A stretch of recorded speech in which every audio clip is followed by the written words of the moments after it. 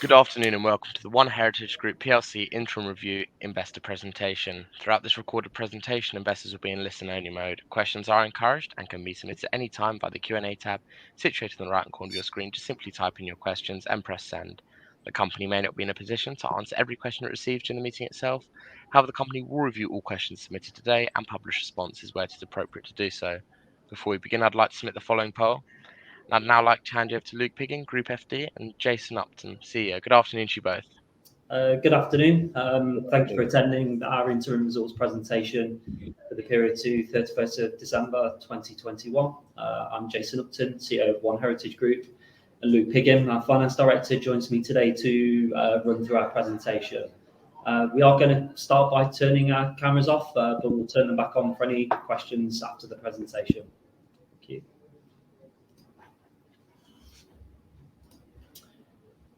So as a reminder, for those that are new to us, we are a residential property development and management company.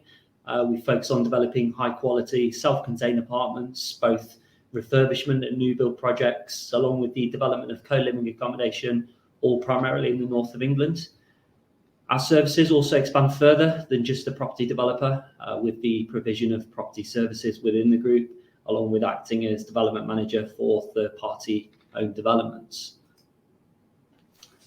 We have 5 strategic priorities in place since the start of 2021, and it's been encouraging to see further progress made with our strategy during the period under review. Firstly, successfully delivering our development projects continues to be the most significant focus for the group. This has been challenging against the backdrop of COVID and industry cost pressures, which has seen some delays and cost increases, but pleasing to see progress. These market challenges have tested our ability to adapt. We have implemented a number of changes to make us more resilient, and we're looking forward to completing our first major development projects over the forthcoming months. Secondly, our sales continues to be an area of focus to ensure we're securing reservations for our properties under construction, and we've been pleased to continue to see strong demand. Our third priority is in relation to our property services, which is previously reported as faced challenges relating to a group of companies we own a minority share of that had some financial difficulties last year. This has meant we've had to accelerate plans to bring more services in-house, incorporating One Heritage Property Services during the period under review, and undertaking an overhaul of these service provisions. And with further expansion expected and improvements to our service provisions made, new additions have been essential to add to our dynamic team, which will likely be added to further over the coming months. We made some key hires during the period, with a property operations director and construction director joining us in the fourth quarter last year. And finally, as we expect completed developments during this year, we continue to work hard to identify the right opportunities to replace these. We have, however, recently exchanged contracts for a new development in Stockport, which will not start construction until next year. That adds up to 30 apartments to our pipeline. So to recap our strategy, we have 3 core elements. Firstly, we are a residential property developer. We acquire development sites within the group that are both new build projects or the redevelopment of existing buildings, such as offices, which we convert into self-contained apartments. The north of England continues to be our preferred location, specifically the areas of growth and with high demand from young working professionals, along with good transport links. We target development projects that contain up to 100 units, which benefit from shorter construction timeframes, such as 12 to 18 months, to maximise the return on capital deployed and reduce the risk associated with longer construction timeframes. And we have 6 development sites owned by the group with a gross development value of 31.9 million, with 4 projects under construction, 1 due to start construction shortly and 1 towards the end of the year. Secondly, we act as development manager for schemes owned by third party. We have 4 projects under a development management agreement, having today just signed a new agreement to deliver a 129 unit development in Manchester city centre.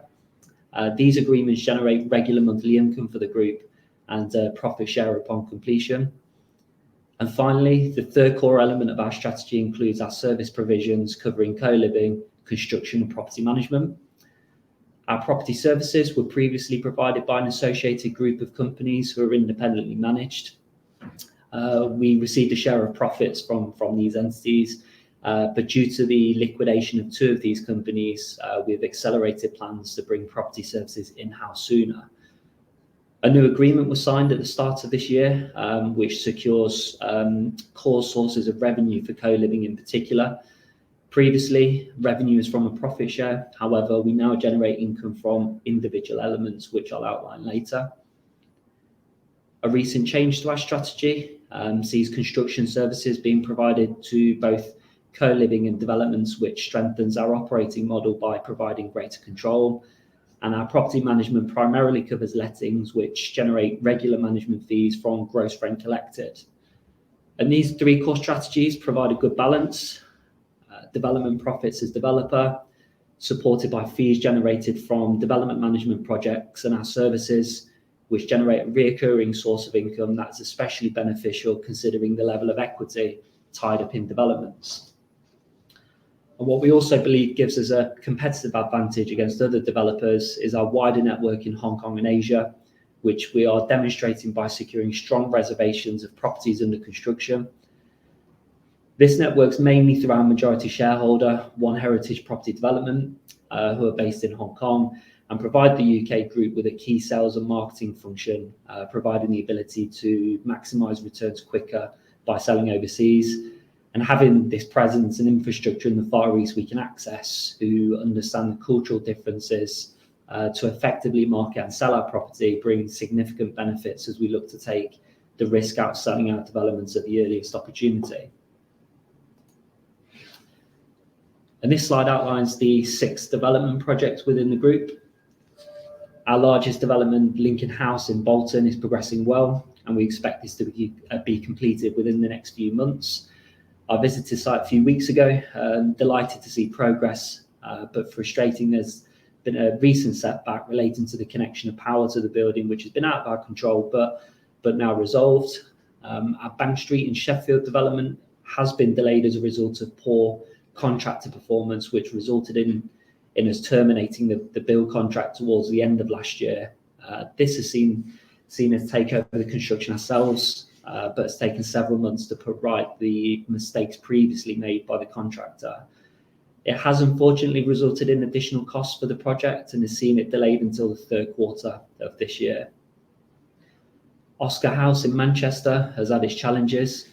A lot of this has been due to the design changes linked to fire safety, and the result has been a delayed completion also until the 3rd quarter of this year. And St Peter's Gate in Stockport, having recently achieved planning approval, we've commenced work on site and we have first development delivered in-house by One Heritage Construction, and due to finish in December at the earliest, but most likely in the 1st quarter of next year. But despite there being different reasons for the delays on our projects under construction, we do believe the market conditions have been the significant contributing factor towards this. Contractors under a fixed price build contract have their own pressures due to delays in securing packages in advance, and their exposure to price increases, labour shortages and uncertainty regarding design have contributed towards a number of disputes we're working through, and this has meant we have had to adapt our strategy moving forward to ensure lessons have been learned and we mitigate against future risks. The incorporation of our in-house construction team is a significant step towards more effective delivery. This team will allow us to self-deliver some of the smaller projects initially, offers greater control and provides more scrutiny on our larger developments, which is currently led by Edward Wootton, an experienced construction director with over 30 years experience. And as previously reported, we've been impacted by planning delays with a decision still outstanding for our Churchgate development, which is expected imminently.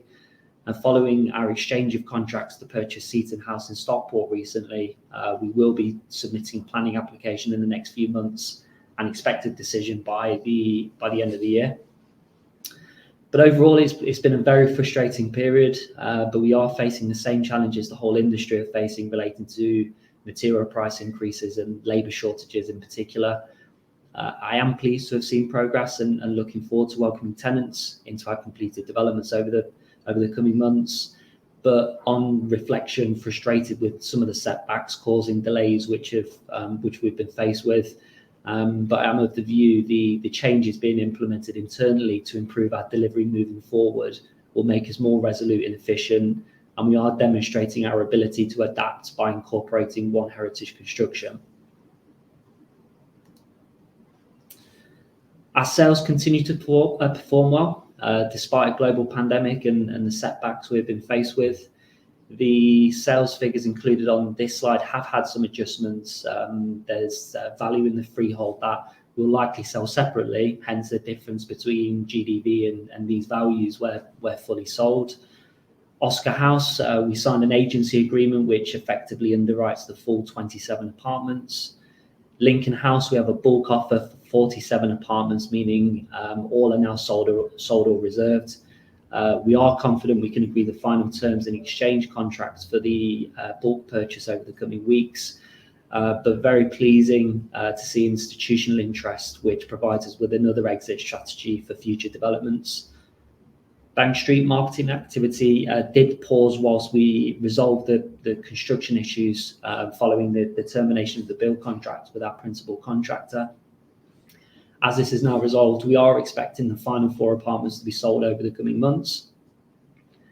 St Peter's Gate is close to being fully sold, despite starting construction this month. This demonstrates the demand of our apartments, but on reflection, we maybe marketed this development too soon and didn't foresee the delays we had experienced achieving planning consent. And Churchgate and Seaton House developments won't be marketed until we finalise designs and planning consent achieved for these projects. But overall, very reassuring that we are seeing the level of demand we are from our buyers. As previously reported, our Lincoln House development nears completion, and we expect the final apartments to be completed and the development ready for our tenants over the next 2 months. I'm pleased to see our largest development complete first. Lincoln House was previously a part-built office building in Bolton. We've now redeveloped into 88 apartments, which will provide high-quality accommodation in an area of demand. We did see some initial challenges with the development as the previous cladding was not up to the safety standards needed, subsequently leading to further cost and work to provide a safer render to the building, which safeguards our tenants and landlords.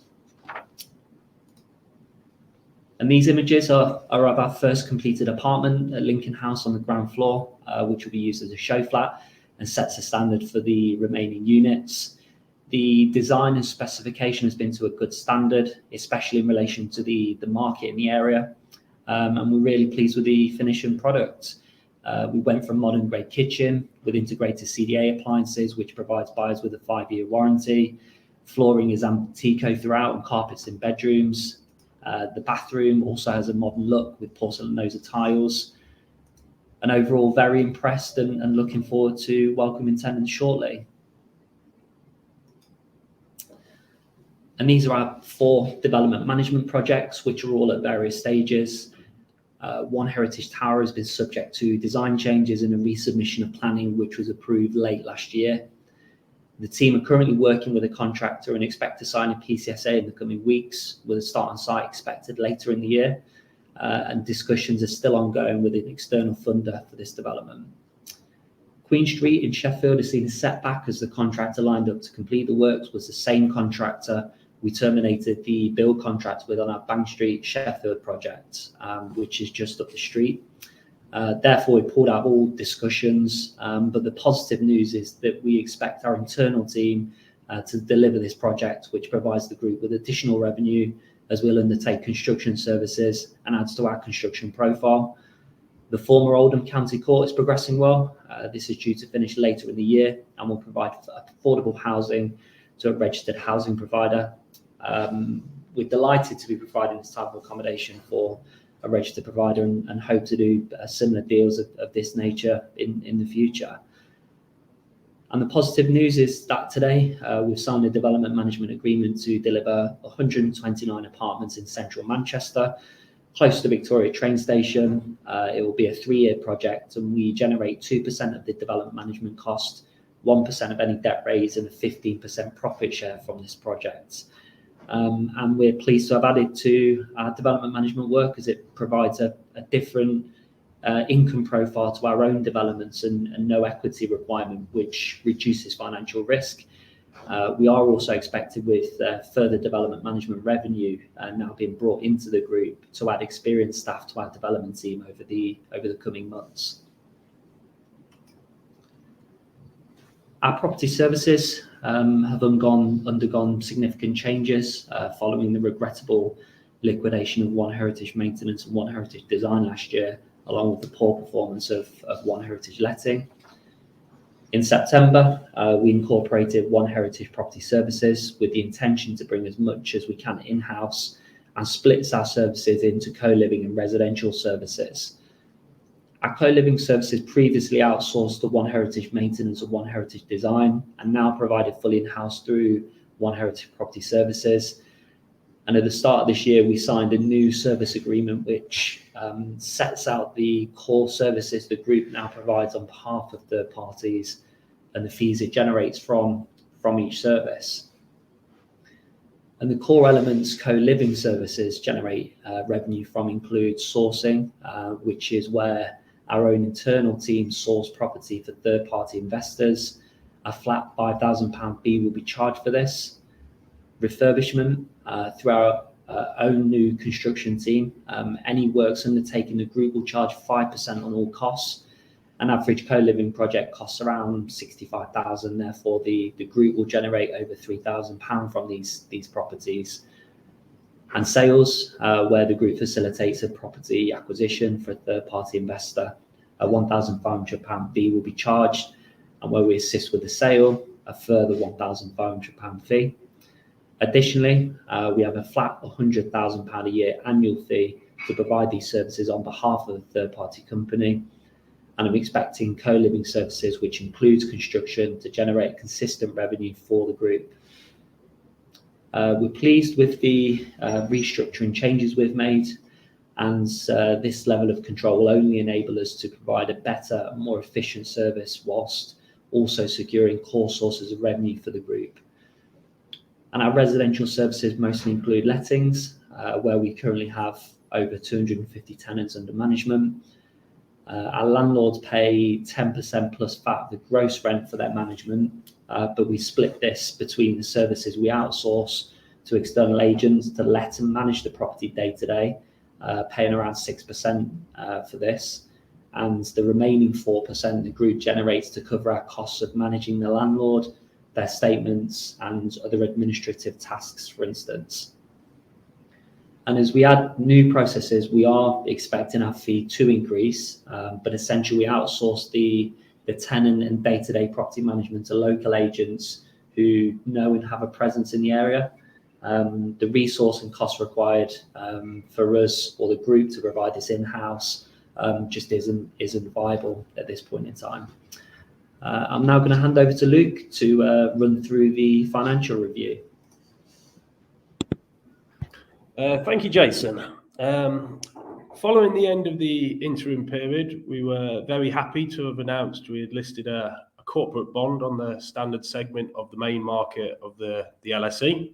We raised gross proceeds of 1.5 million, and this was used to repay an outstanding loan to One Heritage SPC. This loan had an interest rate of 12% against the 8% coupon for the corporate bond. This was a great achievement for the team, and I was really thankful for the support from our key advisors as well. This helps to create a greater debt diversity in the business, and we see it as a pivotal part of improving risk-adjusted returns in the future to shareholders. The group continues to have a very supportive majority shareholder in Hong Kong, with the CEO of the Hong Kong business being the CIO of the group. We've now drawn down 4.9 million of the 7.5 million debt facility by the end of the interim period. And we're expecting that we'll start to repay this when the developments complete in the summer months. To finance our developments, we signed a construction finance agreement with Shawbrook Bank on our Lincoln House development. This actually saw the margin drop by around 300 basis points in comparison to other development finance in the portfolio. And this really demonstrates the progress we're making on cutting down the cost of finance in the business as we build that track record in the industry. Over the 6-month period, we spent 4.2 million on construction.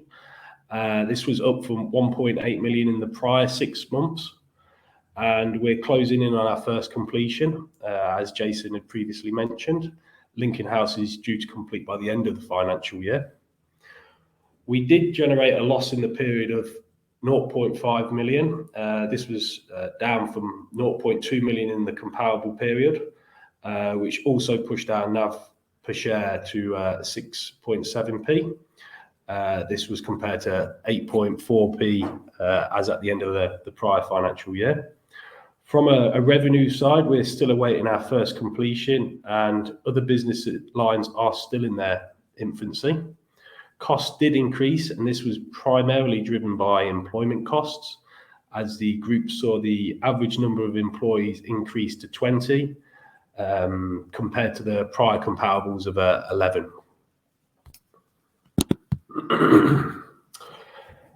Moving on to the balance sheet.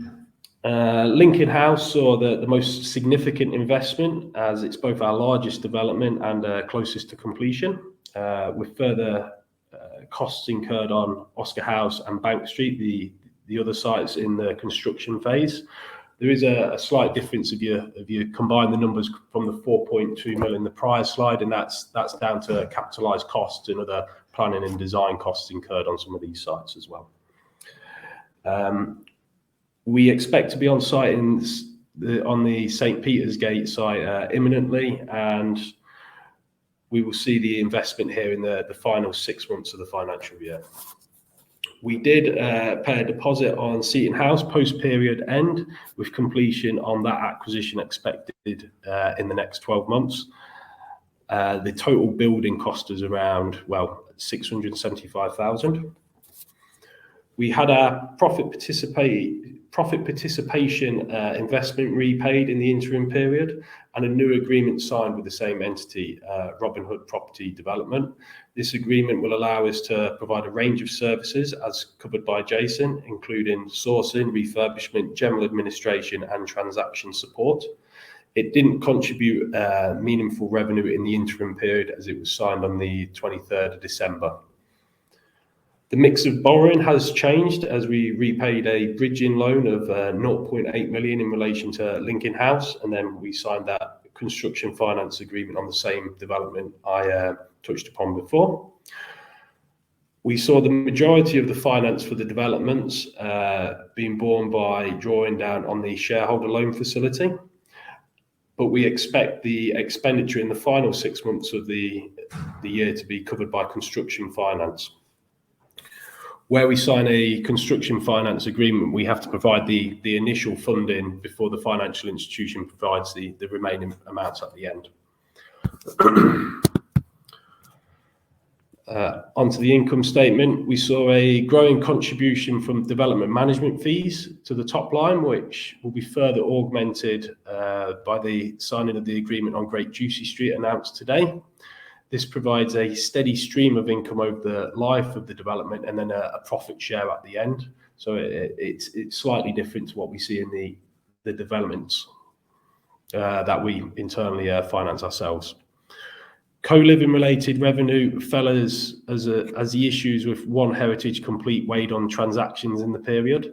The share of profits actually from the associates saw gain, and this was as we reversed the provision we made at the end of the financial year in relation to dividends previously received from the associate.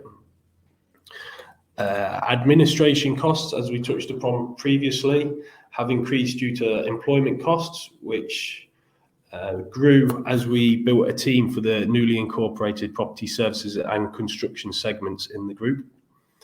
We also moved to a larger office, which contributed to a further increase. As you'll see, the finance expense actually declined, and this was due to us being able to capitalise the vast majority of our finance costs against the developments, with the exception of those relating to lease accounting on the office. If I move on to capital management, we saw an increase in cash at the end of the period, and this was really driven by a 0.4 million of funds we received in advance in relation to the bond.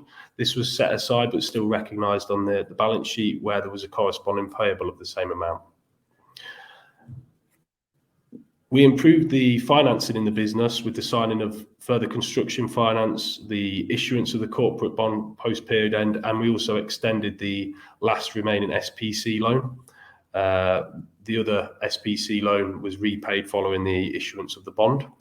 We continue to be supported by the majority shareholder and have a healthy 2.6 million of spare facility from them at the period end. We are expecting to see a decline in both cost and level of debt in the organisation as we build a better track record and the developments complete.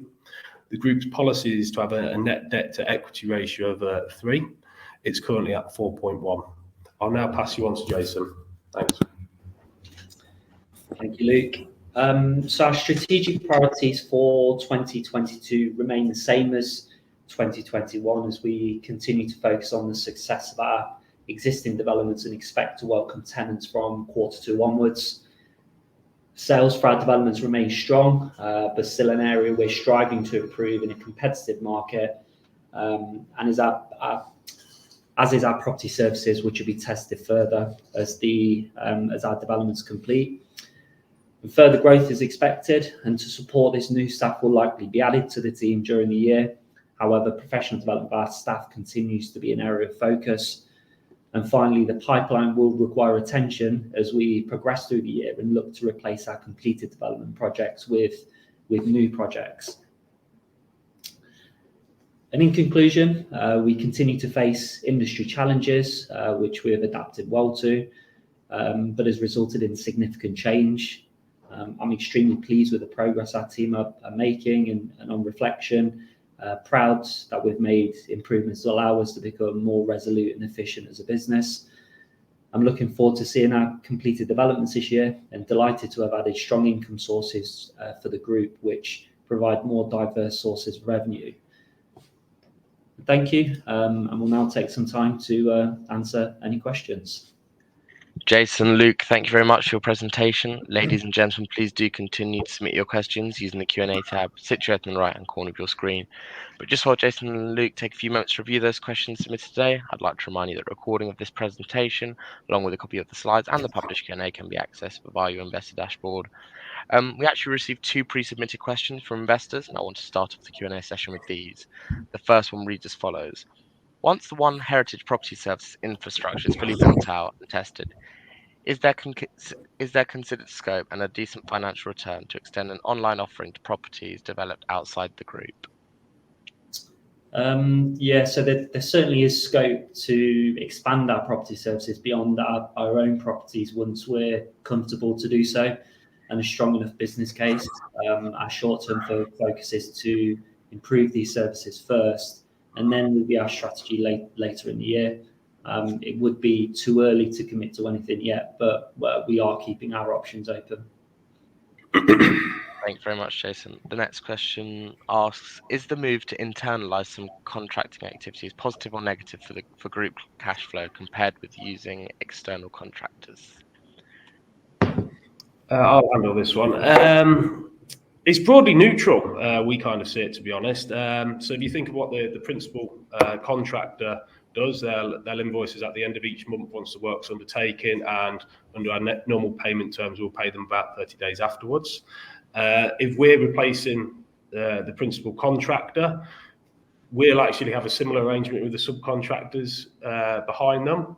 So in a sense, it's kind of borderline neutral. I think the benefit really of internalising the construction is really we get control of when we're bringing subcontractors on, and potentially we could negotiate better terms as well. So you could maybe see it as more positive.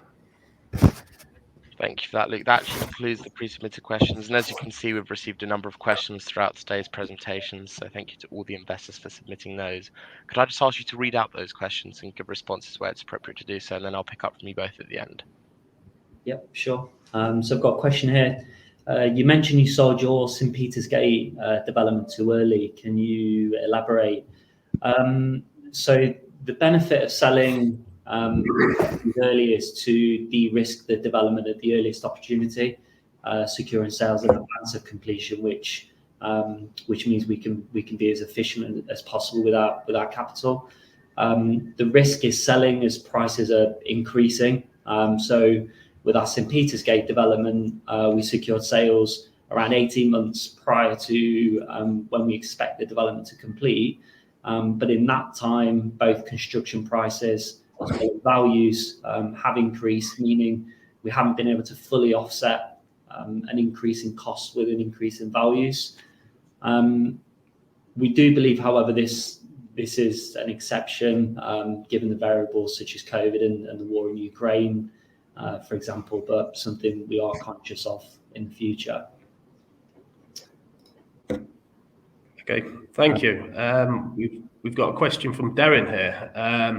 To what extent is your accelerated vertical integration looking to take control of your own developments, and to what extent is it a further revenue stream? What sort of size could this grow to in the medium term? It's a bit of both, really. So if you split it into the two elements, so construction first, I'd say that is more about control than being a major revenue stream for the business or profit stream. Whereas property services, this is more about being a revenue stream rather than necessarily control, although there is an element of that as well. When property services gets to scale, we do think that's going to be an increasing and stable source of income into the group. From a size-wise, I don't think either of them will be, I suppose, a meaningful income generator in comparison to developments. We're a development business ultimately, but I do think the property services kind of brings a complementary income profile, which will look very similar to development management, actually. So thank you for that question. It was a very good one. I've got one here from Mark. You referenced further adaptations to your business model. Could you expand on what this might look like? So I think we'll know more further in the year, but what we saw towards the end of last year is the services we outsourced through One Heritage Maintenance and Design didn't work. The lack of control and management of those entities was very problematic for us, which is why we've brought more of those services in-house. But we're trying to achieve a balance between what's commercially viable for us and what other services can we outsource without impacting the services we provide to our buyers. So, for instance, lettings, we split between what are the core contact points with investors, so statements, providing service communication in relation to the property, but the demands geographically from the local agents, we would struggle to bring that in-house without the volume and the strong enough business case. But I think the property services in particular, given the scope of what we could provide there, are certainly under review. That will be something I think which will come later in the year once we've finessed the existing services internally. But the most significant change I think we've incorporated is bringing construction services in-house, which allows us to step in on some of the smaller developments, giving us control, establishing our own supply chain, and that will certainly be an area of the business we'll continue to monitor, and with intentions to grow further over the next 12 to 24 months in particular. Okay, we've got a question from Matthew here. Are you seeing the issues around labour supply and supply chains getting back to normal? I think on a labour point, probably not. If you look at, I suppose, unemployment's at record lows. There's clear issues across most industries in the economy where it's just difficult to get people into jobs. There's not people coming into the workforce to fill them. The supply chain point is a bit more interesting. I suppose Ukraine adds a different dimension to this, and I think there will be elements of the supply chain that will be really impacted by the Ukraine conflict. But on the other side, I do think it will relax a little bit. If you look at the issues over in China, for instance, they're a big producer, but also a big user of a lot of construction materials and supplies over there. And there's clear issues in their property sector there that might I suppose benefit the UK to some extent. If these issues become too painful for them and it reduces their demand, it will hopefully cut down the cost and make it a bit easier for us to get the supplies we need to complete the developments. Okay, I've got another question. Do you expect any further delays with your developments? So I don't expect to be reporting further delays. I can't guarantee that there won't, given what we've experienced today. Whilst we were under a fixed price contracts with contractors last year, there were significant pressures on contractors in particular, which offered some protection, but also exposure to the risk of their liquidation, meaning we prefer to take more of a pragmatic approach to work with the contractors on the developments to find solutions. But our new approach allows us to risk developments further, along with progressing the design before entering into contracts, which will help us prevent future delays. But the current market pressures present the greatest risk. But we are close to completing 3 of our own developments, which provides us with more security over the current dates. We've got a final question off Mark. What is the plan for future development opportunities? Is this dependent on a percentage of sales on completed projects? We're always looking at building the future pipeline. We demonstrate that with the acquisition of Seaton House. We're fortunate that we are able to secure a lot of pre-sales. So on completion, we should be able to monetize the development relatively quickly. I suppose it's making sure that we tie the cash generated from a development into a new site. The challenge is obviously what we've talked about is delays in the construction process. So it's finding sites where we've got the flexibility to deploy the cash when we want. So Seaton House is the prime example, but we're looking for other things like that. So I wouldn't say it's necessarily dependent on a percentage of sales on the completed projects, because we have got quite high pre-sales anyway, but it does help. Thank you for that. I think you actually managed to address all of those questions you can from investors, and of course the company will review any further questions submitted today and will publish those responses on the Investor Meet Company platform.